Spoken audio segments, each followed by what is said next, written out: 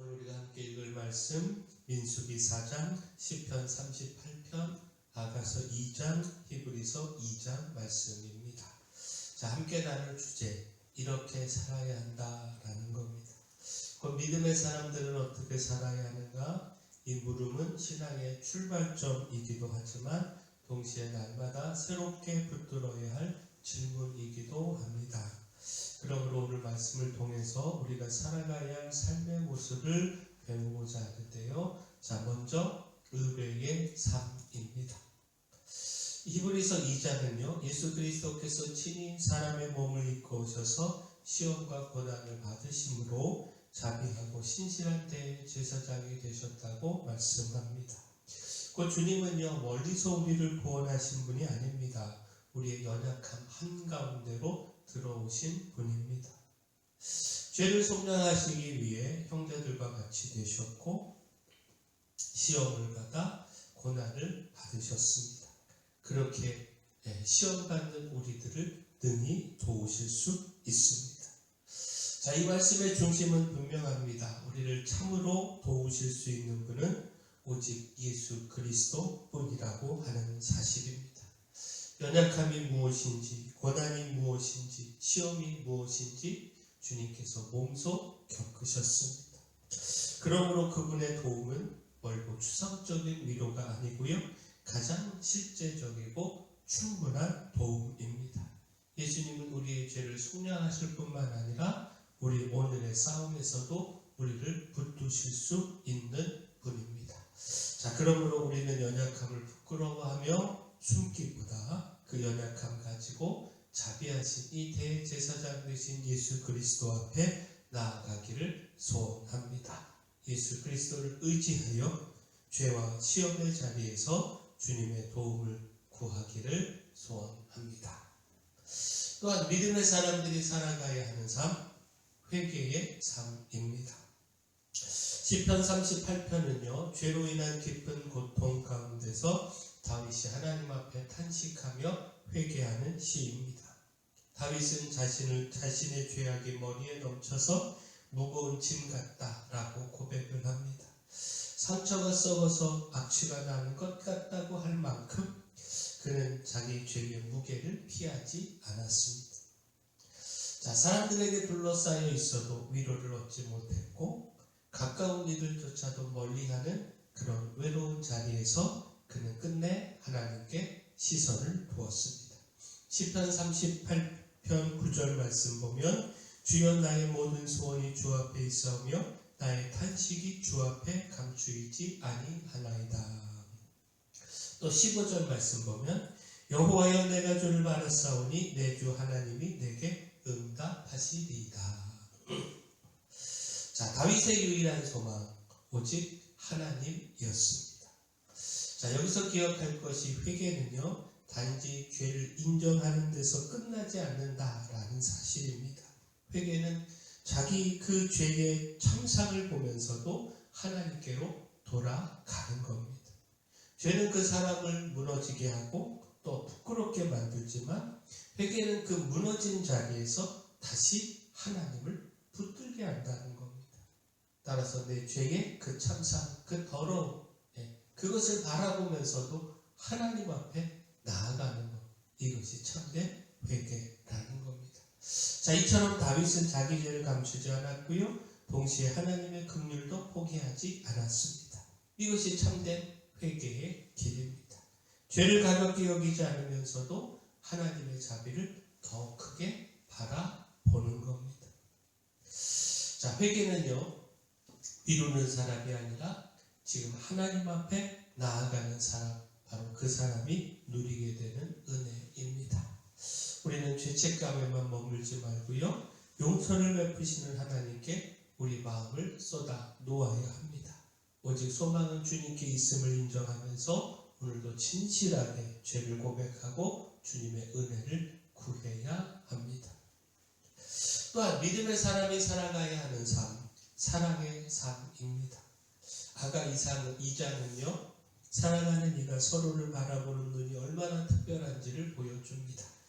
자, 아가서 2장 2절 3절 말씀 보면 여자들 중에 내 사랑은 가시나무 가운데 백합화 같도다. 남자들 중에 나의 사랑하는 자는 숲풀 가운데 사과나무 같구나. 내가 그 그늘에 앉아서 심히 기뻐하였고 그 열매는 내 입에 달았도다. 자, 여인은 가시나무 가운데 백합화처럼 보이고 사랑하는 이는 숲풀 가운데 사과나무처럼 보인다라는 겁니다. 자, 사랑이 없다면 그저 가시나무 중 하나고요, 숲풀 중에 하나일 뿐입니다. 그러나 사랑이 있는 사람의 눈에는 사랑하는 대상이 가장 귀하고 가장 아름답게 보인다라는 겁니다. 그 그늘 안에 앉는 것이 기쁨이 되고요, 그 열매가 달게 느껴집니다.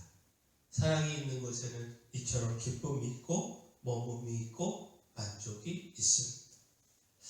자, 이 사랑의 언어는 결국 우리를 향하신 하나님의 사랑을 생각하게 합니다. 하나님은 우리를 사랑하셔서 독생자를 아끼지 않으셨고요, 죄 가운데 있던 우리를 포기하지 않으셨습니다. 우리가 하나님을 먼저 찾은 것이 아니고 하나님께서 먼저 우리를 사랑으로 붙드셨습니다.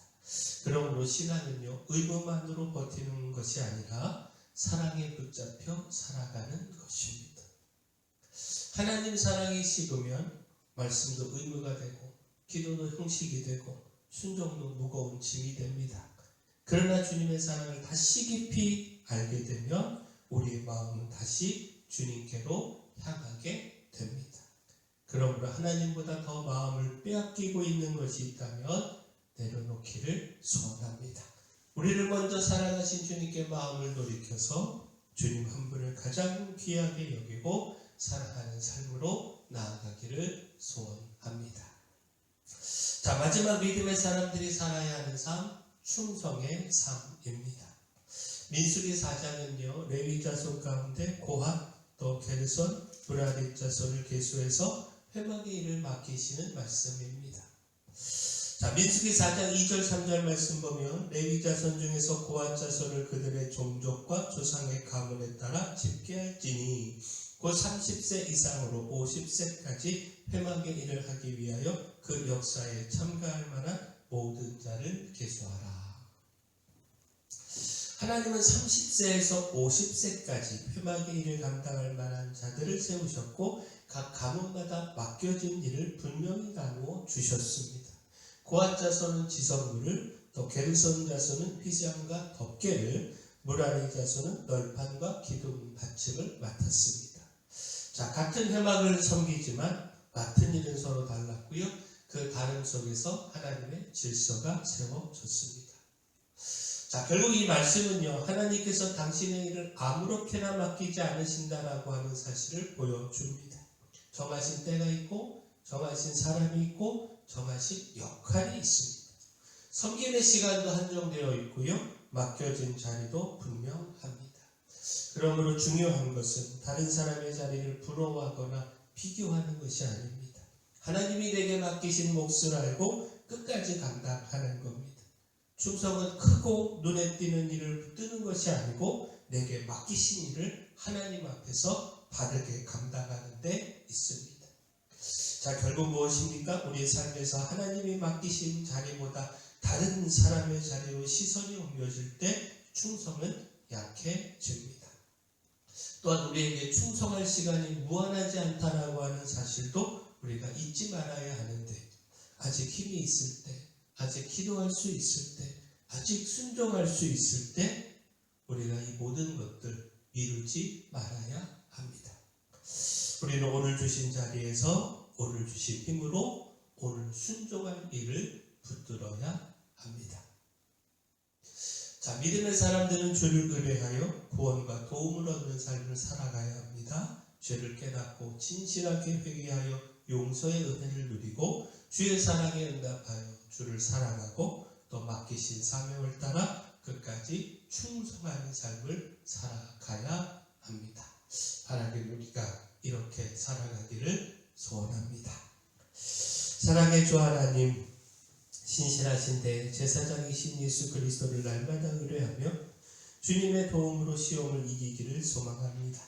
진실한 회개로 죄를 고백하게 하시고 주의 용서와 구원의 은혜를 깊이 누리게 하시며 또 충성된 주의 일꾼으로 준비되게 하셔서 오늘 주신 시간을 아끼며 힘을 다해 주께 충성하게 하여 주시옵소서.